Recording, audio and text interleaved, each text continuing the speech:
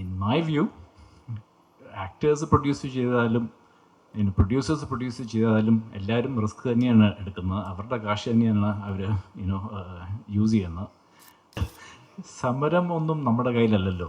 Okay, പിന്നെ ഇപ്പം producers അസോസിയേഷനും പിന്നെ ആക്ടേഴ്സും തമ്മിലുള്ള പ്രശ്നങ്ങൾ, പിന്നെ അവരിൽ ആക്ടേഴ്സ് പ്രൊഡക്ഷൻ എടുക്കുന്നു, അങ്ങനെയൊക്കെ.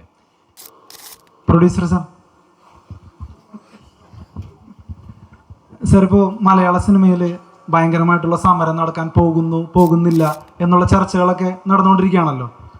രണ്ട് കൂട്ടമുണ്ട്. ഒരു കൂട്ടം പറയുന്നത് സമരങ്ങൾ അനിവാര്യമാണ് എന്നുള്ള നിലയിലാണ്, മറ്റൊരു കൂട്ടം പറയുന്നത് സമരങ്ങളെ വേണ്ട, അതൊരു ബോഷ്ക്ക് ചിന്താഗതിയാണ് എന്നുള്ളതാണ്. ഇപ്പോൾ ഒരു പ്രൊഡ്യൂസർ എന്നുള്ള നിലയിൽ കിട്ടിയ അഡ്വൈസിനെ കുറിച്ച് പറഞ്ഞു. കാരണം ഒരു സിനിമ പൂർത്തിയാക്കാനുള്ള ഒരു ആംബിയർ ഒരു പ്രൊഡ്യൂസറിനുണ്ടോ എന്ന് ഇപ്പോൾ ചോദ്യം ചെയ്യപ്പെടുന്നുണ്ട് എന്നൊരു സാഹചര്യമാണ്.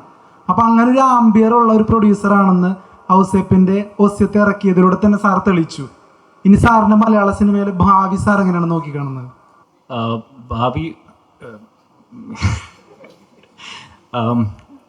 ഞങ്ങൾ ആക്ച്വലി ഇപ്പം ഒരു അടുത്ത പടത്തിൻ്റെ പ്രീ പ്രൊഡക്ഷനോട്ട് കയറുന്നുണ്ട്.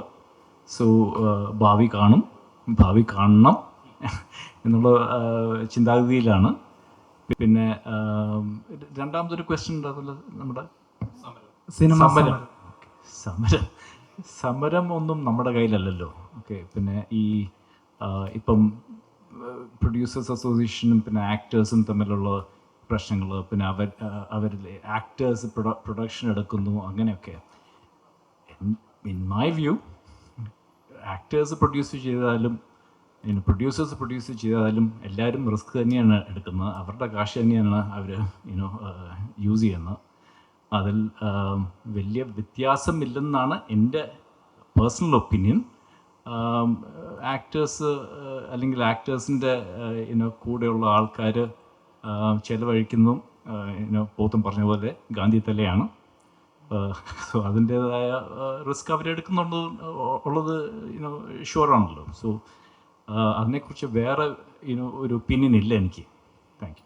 ഈ റെമ്യൂണറേഷൻ്റെ ഒക്കെ കാര്യത്തിൽ ബുദ്ധിമുട്ടുകൾ അനുഭവിച്ചിരുന്നോ?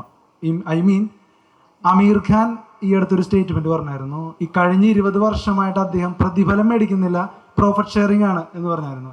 പ്രോഫിറ്റ് ഷെയറിംഗ് അതായത് സിനിമ വിജയിച്ചാൽ അതിൽ നിന്ന് സാലറി, അല്ലെങ്കിൽ വിജയിച്ചില്ലെങ്കിൽ സാലറി വേണ്ട എന്നുള്ള നിലയിൽ. അപ്പോൾ ഈ സമരങ്ങൾക്കൊക്കെ ഇതുപോലുള്ള നിലപാടുകൾ സഹായകരമാവില്ല? ഈവൻ അങ്ങനെ ചില താരങ്ങൾ തീരുമാനിച്ചാൽ പ്രൊഡ്യൂസേഴ്സ് കുറച്ചും കൂടി സേഫായിട്ട് സിനിമ നിർമ്മിക്കാനായിട്ട് വരില്ലേ? പലപ്പോഴും താരങ്ങൾ റെഡിയായിരിക്കും, പ്രൊഡ്യൂസേഴ്സും ചിലപ്പോൾ അതിന് തയ്യാറാവണമെന്നില്ല. അല്ല, ഞാൻ പറയാം, ഞാനൊരു പടം പ്രൊഡ്യൂസ് ചെയ്യുമ്പോൾ എനിക്ക് ആ പടത്തിൽ കോൺഫിഡൻസ് ഉണ്ടെങ്കിൽ ഞാൻ എന്തിനാണ് ആക്ടർക്ക് സാലറി കൊടുക്കുന്നതാണ് എനിക്ക് ലാഭം? എന്തിനാണ് ആക്ടർക്ക് പ്രോഫിറ്റ് ഷെയർ കൊടുക്കുന്നത്? ഞാൻ പ്രൈമിൽ പ്രൊഡ്യൂസ് ചെയ്യുമ്പം അതിൻ്റെ പ്രോഫിറ്റ് ഷെയർ നസലിന് കൊടുക്കുന്നതിനേക്കാൾ എനിക്ക് ലാഭം സാലറി കൊടുക്കുന്നത് തന്നെയാണ്.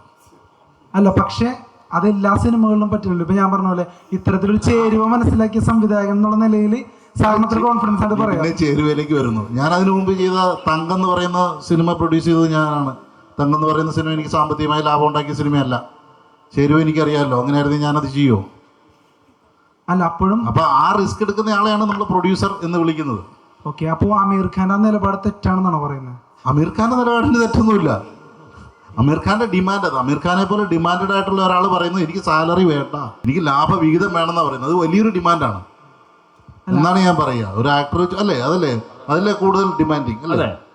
ഫ്രണ്ട് എൻഡ് ലോഡിങ് അല്ലെങ്കിൽ ബാക്ക് എൻഡ് ലോഡിങ്, അത് രണ്ട് ലോഡിങ് തന്നെയാണ്. അല്ല, ഉദ്ദേശിച്ചത് സാലറി എങ്കിലും പ്രോഫിറ്റ് കൊടുക്കുന്നത് നഷ്ടമാണ്. പക്ഷെ ആ സാലറി ഒരു നടൻ ആ സിനിമയിൽ വിശ്വാസം ഉണ്ടെങ്കിൽ അങ്ങനെ ഒരു റിസ്ക് എടുത്തൂടെ? അദ്ദേഹം നടൻ പലപ്പോഴും തയ്യാറായിരിക്കും എന്നാണ് ഞാൻ പറഞ്ഞത്. ഓക്കെ, നടൻ പലപ്പോഴും തയ്യാറായിരിക്കും. ഇപ്പം ഇവിടെ ഹിറ്റാവുന്നുള്ളൊരു സിനിമയ്ക്ക് വേണ്ടിയിട്ട് പ്രൊഡ്യൂസർ ഇൻവെസ്റ്റ് ചെയ്യുമ്പോഴത്തേക്കും നടൻ അത്രയും പ്രോഫിറ്റ് കൊടുത്തു കഴിഞ്ഞാൽ പിന്നെ അത് പ്രൊഡ്യൂസർക്കായിരിക്കും നഷ്ടം എന്നാണ് എനിക്ക് തോന്നുന്നത്. ഇപ്പം എല്ലാ പടത്തിലും അല്ല, ഇത് ഓരോ പ്രോജക്റ്റിനനുസരിച്ചിരിക്കും. മാർക്കറ്റുള്ള ഒരു ആക്ടറെ സംബന്ധിച്ചിടത്തോളം പ്രോഫിറ്റ് മേടിക്കുന്നതാണ് ലാഭം. അമീർ ഖാന് മാർക്കറ്റ് ഉള്ളത് കൊണ്ടാണ് അമീർ ഖാൻ അത് പറയാൻ കഴിയുന്നത്. അദ്ദേഹം പറഞ്ഞത് താരേ സമയൻ പോലുള്ള സിനിമകൾ സംഭവിക്കാൻ തന്നെ കാരണം ആ തീരുമാനങ്ങളാണെന്ന്. ധൂം 3ക്ക് അദ്ദേഹം ചിലപ്പോൾ പറഞ്ഞ പ്രതിഫലം മേടിച്ചിട്ടുണ്ടാവും. പക്ഷേ താരേ സമയം സംഭവിക്കണമെങ്കിൽ ഇങ്ങനെയുള്ള നിലപാടുകൾ വേണം എന്നാണ് ഉദ്ദേശിച്ചത്. നീ പറഞ്ഞ എല്ലാ സിനിമയും പുള്ളി ഷെയർ മേടിച്ചെന്നല്ലേ നീ പറഞ്ഞത്?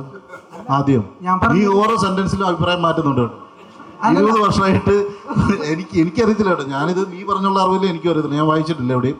എനിക്കറിയത്തില്ല, വാർത്ത വന്നായിരിക്കും. ഞാൻ അങ്ങനെ സോഷ്യൽ മീഡിയ ഉപയോഗിക്കുന്നില്ല. അപ്പം നീ പറഞ്ഞ അറിവ്, നീ തന്നെയാണ് ഇതേ സ്റ്റേറ്റ്മെന്റ് പറയുകയും 1 മിനിറ്റ് കഴിയുമ്പോൾ തിരിച്ചു പറയുകയും ചെയ്യുന്നത്. അല്ലല്ല, ഞാൻ ഉദ്ദേശിച്ച കൺസെപ്റ്റാണ് മനസ്സിലാക്കേണ്ടത്.